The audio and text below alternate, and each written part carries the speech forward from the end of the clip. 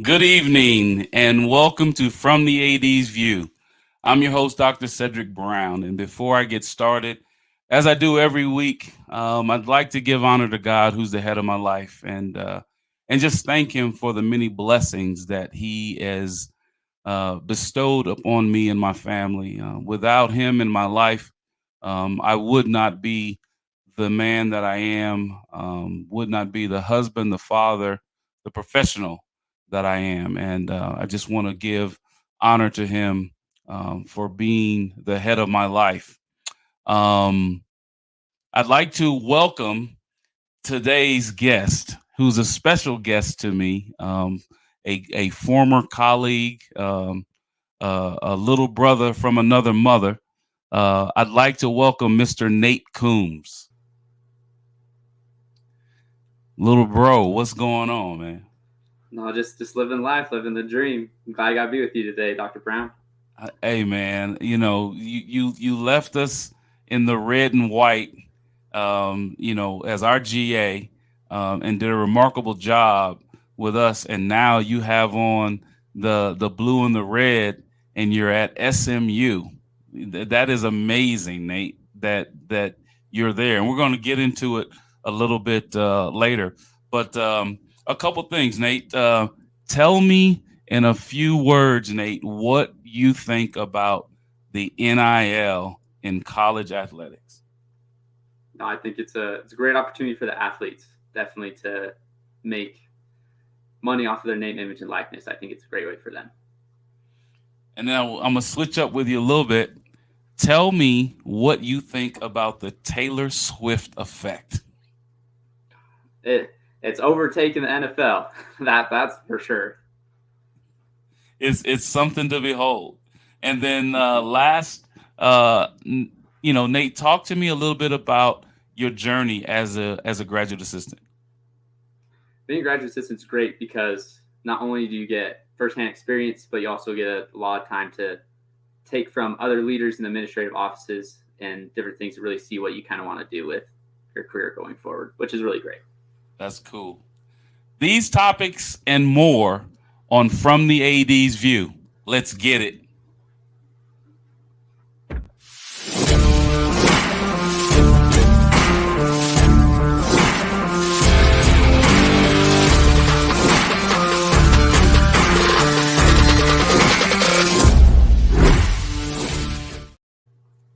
Welcome back to From the 80s View. As I said before, I'm your host, Dr. Cedric Brown. And I'd like to bring back today's guest, Mr. Nate Coombs. Nate, man, I miss you, buddy. I miss you. Our little talks, our walks around the track, at the football stadium, and just some of the things that you and I have discussed, athletics, family, faith, and things like that. You are a remarkable young man, and I absolutely treasure the opportunity that you and I had to work together. But let's talk about some of these topics, Nate. The NIL, name, image, and likeness. The U.S. District Court came in with um, a damage award for three particular student athletes, and it is a monumental, right? If they do the damages that they're talking about, it could be in the upwards of about $4.5 billion that could be awarded in damages for student athletes for name, image, and likeness. Um, what do you think about it? Is it in our opener you said that you're in favor of it. You're in favor of the student athletes getting paid. Um, is there only upside, Nate, or is there downside to it as well? So, kind of from the everything that I've been able to see and overtake with concerning NLI or NIL, um, it's Hmm. it's really great for the student athletes just because they can make money off of their presence and help other businesses grow in popularity as well. Just using kind of like their brands and kind of the social power that they do have. However, I do think it could make a negative impact if it follows more along with that kind of the pay for place kind of schemes that they disguise with NIL. Having the two being more in the gray areas, it makes it a little bit harder to really see in some cases where if it's are they actually doing it just for their name, image, likeness, or if they're doing it for the athletic ability as well. And that is what you brought up, Nate, is so important, right? Because as athletic administrators, we want student athletes to have the opportunity to make money, right? But and it is also an it's an existential threat to college athletics if it is not governed the right way, right? And so now, in the state of Utah, your home state, where you and I met and worked at, they are asking the government of Utah in the state to make every deal that student athletes have within their collective NIL to make those public. So now we'll know the name of the student athlete, we'll know what the deal consisted of. And the reason why they're asking for that is because it's taxpayer money that the school is governing that, right? So that is being funded, that's being done by employees of the universities, other than BYU, because BYU is private, right? So Southern Utah, Weber State, Utah, all of those universities are being asked to make those private. Make those public. Excuse me. Is that advantageous to the student athlete, or can that hurt the process of that student athlete by putting their name out there, making that public?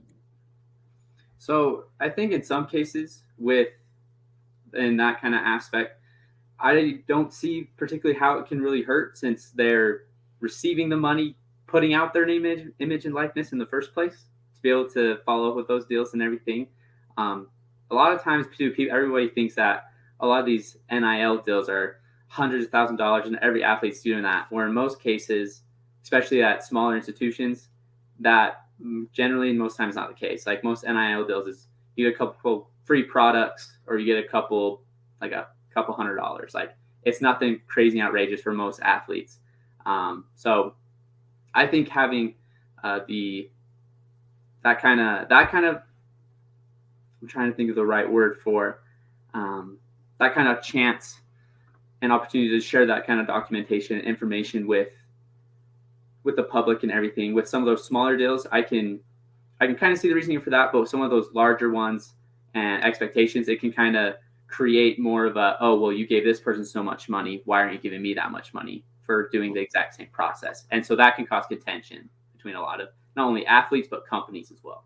Right. So in early last month, the Utah Utes come out, and their Crimson Collective come out, and they give every athletically related student athlete that has athletically related aid, they give them a Dodge truck.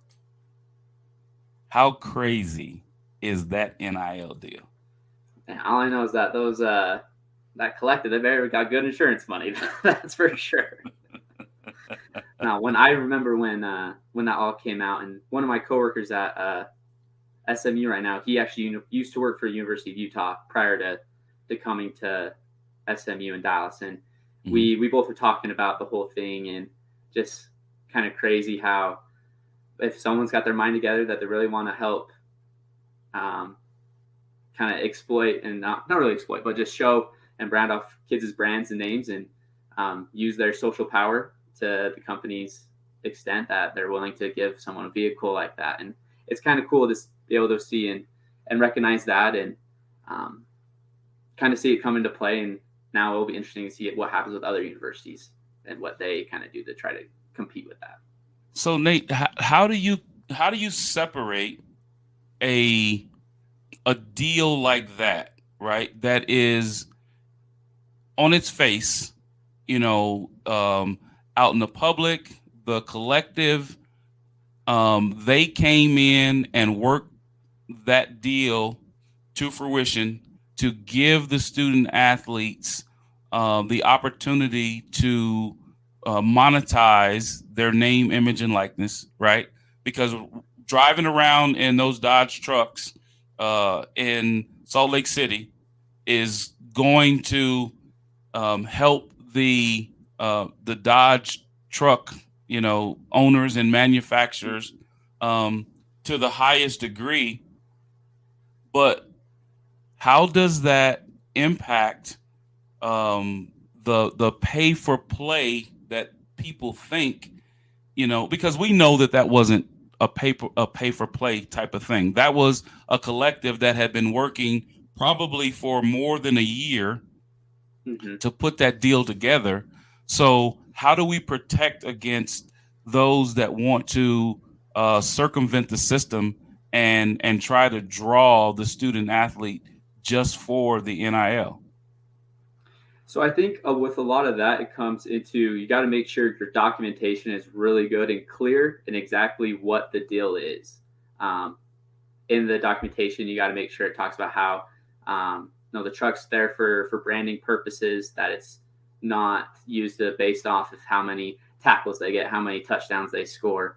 That's used to help promote the brand, and then also on the student athletes end, they have to help what they have to do on their part to help either promote the business, promote the product that they're using, and everything like that. Whether it's putting a social media post out with them inside the truck and just kind of showing, oh, hey, thank you for so and so for helping get us the Dodge vehicles, or for any student athlete with the products that or the company that they're representing. You just got to make sure it's really clear in the writing and kind of in that the contract information, Right. so that way you can't really get it crossed with the pay for play kind of scheme. Right. So before we go to break, let me switch uh, channels on you, right? And we'll talk a little NFL. and Oh boy! specifically, Oh boy! it's specifically the Kansas City Chiefs and the Swift effect, the Swifties, Taylor Swift. What do you think about this phenomenon with Taylor Swift and Travis Kelsey? It just kind of like puts me in perspective how much really kind of social power and understanding Taylor Swift really does have in kind of the world and in the community, and now in fact in the sports world. You see all over the first time she went to a game, like everybody went crazy, and that was consistently going on, and everybody keeps playing off of it, which has grown a lot of publicity not only for the NFL, but like people are posting TikToks about it 24/7. So other like social media platforms, Instagram, Twitter, everything. That's all they talk about. Even you go watch the pre-game shows of the NFL, they're even talking about it too. So it kind of makes it a little bit more fun and helps bring just a new audience into the NFL and really try to grow that viewership in the sport that now is kind of running the United States right now, football. And just think about how many women are now tuning in to watch football when the Kansas City Chiefs are playing. Like tomorrow morning at you're in the Midwest, and I mean you're on Mountain Time, so 7:30 tomorrow in Mountain Time, they're going to be on national television playing against Miami. And here's the big question: will she be there, or won't she be there? She's over in Europe right now on a tour, right? Because when she's been there, I'll give you some stats. They are 4-0 when she's been there. Travis Kelsey has an average of 108 receiving yards, right? Um, and like I said, they are killing it. When she's not there, they're 2-3, and he only averages around 50 yards per game. So, and I saw in an article where he didn't want to talk about it over in Europe because he says that when they talk about it, right, whether she's going to be there or not, the line in Vegas changes, right? If she's Okay. there, Yeah, you know, that's the true. line is going to be probably more favorable. If she's not there, it's going to be less favorable. She has she has given him, I think I heard, um, almost I think it's 50 million uh, or more followers since he and her have um, you know made a union together. So you tell me how much she and that Swifty Nation has raised his, his notoriety. Well, first thing I want to say, I want to thank all of them because I got him on my fantasy football team, so they really boost me up the weeks that she is there. So I'm hoping that she's there for just basing off the kind of stats that you gave up and everything. But um, Absolutely. I Absolutely. think kind of like what I said before is just it's really good for not only his brand, because I mean like his podcast with his brother that he does, that's rose up in more viewership as well. Yep. He sold exponential amount of jerseys and other Absolutely. memorabilia and everything. But I don't know. I think just it's kind of interesting to see what happens when you have a large group of people together that have the same views and perspectives, and that when they get behind something, they really push it and They they do. really want to. They'll show their support and effort into it, and I just hope that the NFL can continue to kind of run with it a little bit and increase popularity for the sport, not just for the Swifty fans and everything like that, but for all fans, and kind Yeah. of use this as an example of what else they can do to try to bring more people in for the sport. Absolutely. I think that it's going to be remarkable, and it's good for everybody, the families, good for young men, good for young women, good for little girls, to see how you can enjoy something that is so big. Stay with me, Nate. We're going to be coming back right after this break. You are watching From the 80s View. I'm your host, Dr. Cedric Brown. We will be right back after these commercial breaks. Water. It's everywhere. We drink it, we bathe with it, we cook with it. Coffee's made with water. Toilets won't flush without it. It's used for washing clothes, dishes, utensils, pots, pans, floors, and our teeth. Plants and crops need water, animals drink it, and fish need it too. And don't forget, we can have a lot of fun in the water. Water. What will we do without it?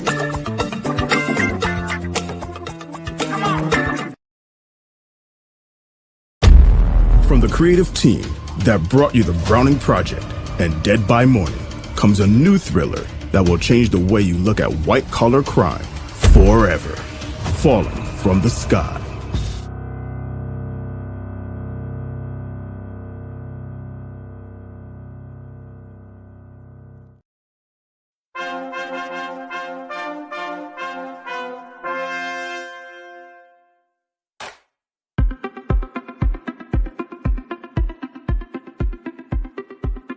I'm Leon Thomas with the Leon Thomas Group.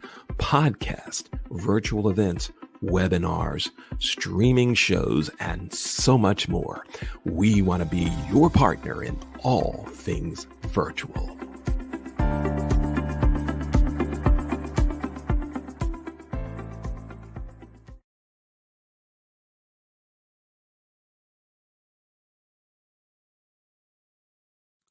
Welcome back. You're watching From the 80s View. I'm your host, Dr. Cedric Brown. I'd like to talk a little bit about my book. The book that was written based on the dissertation that I have, how Black men can overcome racial barriers in the status quo, an NCAA narrative. The book was written because as I pursued my career in athletic administration, I wanted to look at how mentoring, or how the individuals in your life can help you to get to your dream in your career, despite either perceived barriers or real barriers. And so during the show, my producers will put a QR code up on the screen that will allow you to scan the QR code and purchase the book if you'd like.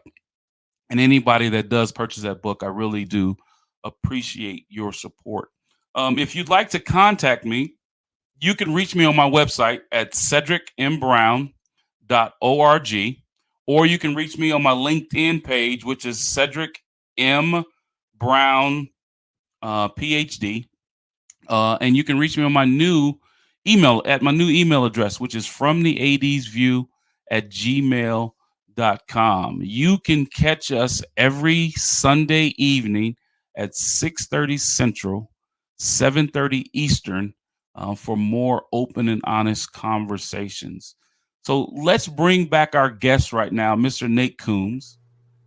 Nate is a graduate assistant at Southern Methodist University. He and I worked together at Southern Utah University. Nate has been an outstanding young administrative assistant, has a very bright future, and we are so happy to have you, Nate, on the show. And I'm so honored and pleased that I had, although brief, opportunity to work with you, because you're an up and coming star. Speaking of graduate assistantships, Nate, can you tell our audience a little bit about your journey in being a graduate assistant? Yeah, absolutely. So it kind of like how Dr. Brown mentioned earlier, it started all with I was a marketing intern at Southern Utah, and I did a little bit of volunteer work in the compliance office there as well, just kind of on the side and helping out where I could. And then one day, the previous SWA, she called me in her office, asked me if I wanted to fill in for one of the compliance graduate assistant at the time was moving over to be director of ops for the soccer team. And so they need someone to help fill the position for the coming spring semester. And with having the background a little bit already and kind of little entry information I already knew about working in compliance, I took the opportunity to become the graduate assistant with my last year of my undergraduate journey.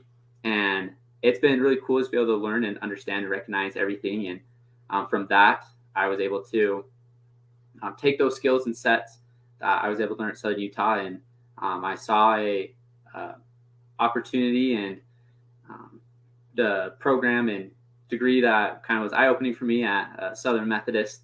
And they also had a compliance graduate assistant spot open as well. So I kind of took a little leap of faith and put my name out there. And fortunately, I was able to get it and been able to work towards a sport management master's degree as well with my journey and working in the college athletic department at SMU. And it's just really cool because as a graduate assistant, you get a lot of opportunities to not only work in kind of the office that you're in, but oversee a lot of different things as well. With not only our athletic department, but with being in Dallas, we've been able to have our eyes open to a lot of highly figured people in the DFW area. And it's really cool to be able to meet them and connect and talk and see their stories and kind of learn what you want to take from them and what you want to grow on as well. And so as you worked here, and you were at an FCS school, right? Football championship school, and then you go to the FBS football bowl subdivision.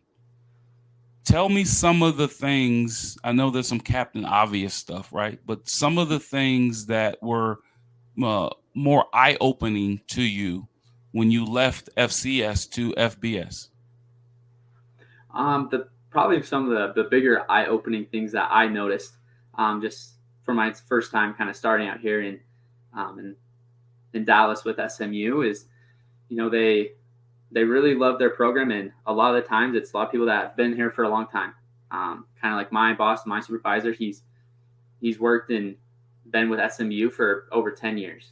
Mm-hmm. And there's our athletic director, he's also been here for 10 plus years, and you can really tell the love that they have for the university. Where with FCS, unless you're one of the big time programs or everything, a lot of times people use it as kind of as a stepping stone spot to kind of up your career, get the experience, and go. And that's just one kind of thing I've noticed a little bit as well. Even though where it may be a little bit more intense at times with the FBS level, just because they have a little bit more money involved, or they're really working hard to get to those bowl games, help get more revenue for not only football program but for other sports programs as well. Mm-hmm. That's another thing I've noticed, is that they have more programs that they oversee and overlook to try to help kind of make the university more impactful, to bring in not only student athletes but other students to come watch and participate in those events as well. So a lot of the work that you did with us was, basically in compliance, right? And making sure that the school, the department was in compliance with NCAA rules and regulations, the bylaws. What are some of the things that you have been entrenched in when you've gotten to SMU that you might not have worked on when you were at Southern Utah? That's actually really good. It's, one of the main things I kind of help and work with is a lot of the initial eligibility for the incoming freshmen that are coming straight out of high school into the school. That's kind of the main thing I focus on and help with. But another cool thing that I've been able to kind of see and put my eye into a little bit more is the kind of NIL ways that we've been able to help monitor, recognize kind of the contracts, and making sure they aren't doing the pay for play, mm-hmm. and really monitoring it, make sure they're compliant with all those rules. So I'd say definitely the NIL opportunities that I've been able to help with, and kind of monitor that, look at it, see kind of how it all works, and what we can continue to try to do to help make things better and more easier process to work through, with things kind of continuing to change with the interpretation. Sure. And working in compliance and then dipping your toe a little bit in NIL with collectives and things like that. As you look forward, and you project what your career could look like. Right now, you're on the internal side, right? You're student services, student facing type of thing like that. The external side would be development, like you said, getting out in the community, doing your friend raising, cultivating the gift, preparing for the ask for the donation from the donors and things like that to support the athletics program. And Nate, where do you feel that your career path could go? Do you think you'll stay on the internal side, or would you like to go to the external side? I feel like the beginning part, kind of as I move after I finish my master's degree and everything, it's looking as of right now, I'll probably stay more on the internal side, just because it's a little bit more what I know, and I can kind of harness those skills a little bit more and get them a lot more strengthened. And then at the current point in time, and I hope it's earlier on, I'm wanting to try to move over to external, help with that fundraising, the gift giving, donations, and really making that connection with the donors to help whatever university or institution that I'm at, and really help kind of make the college life experience for the athletes the best way possible. And it really helps when you do have money to be able to boost the facilities and other things like that. So really trying to be able to work with something more on the external side later down the road is what I'm trying to look more towards. And that is, you will be very good at that, Nate. You're a very personable young man. You don't know a stranger, right? Your smile and your sense of humor is infectious, and so I know that you're going to be very successful in whatever you do, whether you stay on the internal side or you go to the external side. The last thing, Nate, before we close out the show, you and I have had many talks, and again, you are a young man of faith. Um, can you tell the audience what faith means to you, Nate?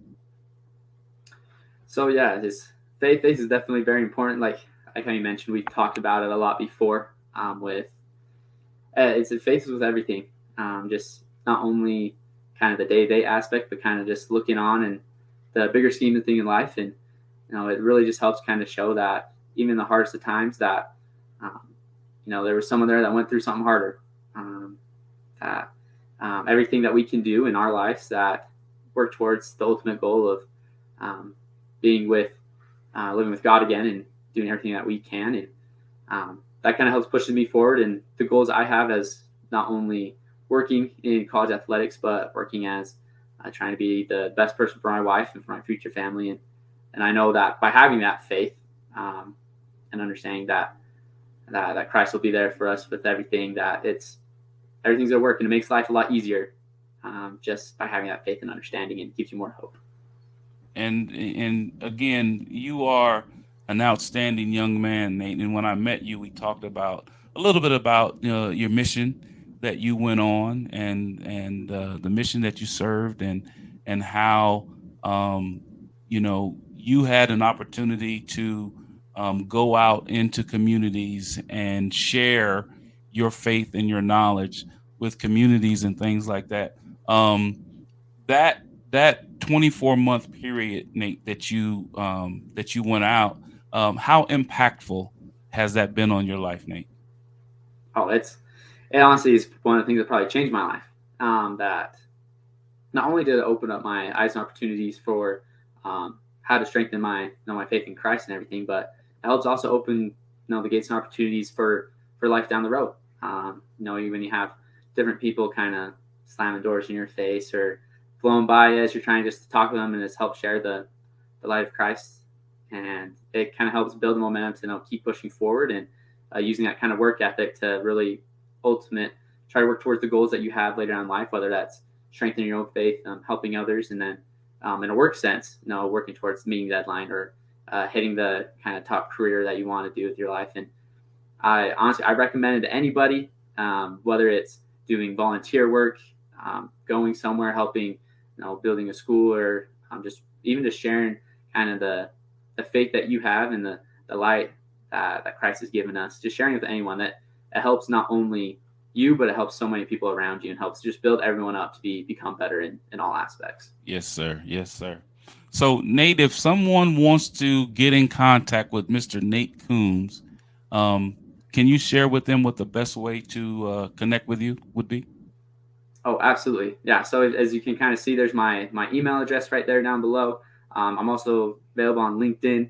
Um, I with my program ends in the end of April, and I'll be looking for internship opportunities. So if you're aware of anything that's opening up more in the DFW or um, Houston or Utah areas, feel free to connect with me, and we can talk a little bit more, and I can share kind of how I can help, and what would be kind of expected. So yeah, just the email address or LinkedIn. Also Twitter, if you want to DM me on Twitter. It's at Coombsy_10. Feel free to message me on any of those. Well, anybody that gets you, Nate, would be better off. Their organization would be better off for having Nate Coombs in it. And little bro, I appreciate you being on the show today, man. Thank you so much. No, well, I've been looking forward to this ever since you sent out the invitation to me. I always love being able to connect with you, Dr. Brown, and I always know that you'll be the big bro for life. Absolutely. And stay in the studio, Nate, after the show, and we'll talk a little bit after that. But once again, I'd like to thank Nate Coombs for being a part of our show. As I close the show, I want to always be mindful of the opportunity and the platform that I'm given here to talk about things like education, sports, entertainment, family, and faith. I don't take those things for granted. And I want to give my guests, past, present, and future, a shout out for supporting me in this very small platform. I know when I started out in this, I was someone that really didn't know what to expect. I didn't have great experience in this, but I learned something this week from a colleague that people have experiences, they have exposure, and then they have expansion. And so what I'm doing right now with this is exposing myself to the opportunity to share my thoughts, my views, from different perspectives, and have um, my guests do the same. And what I'm also doing is expanding the brand that is from the '80s view, and is Cedric Brown. And so I'm really thankful for the opportunity with the Leon Thomas Group, my producer, Mr. Leon Thomas, my producer, Dr. Jay Rosenko, Orange Stewart, and then colleagues like Jasmine Pollock, to have this opportunity. So I thank each and every one of you for that. And as I close, all I want to say is have a great evening, good night, and God bless.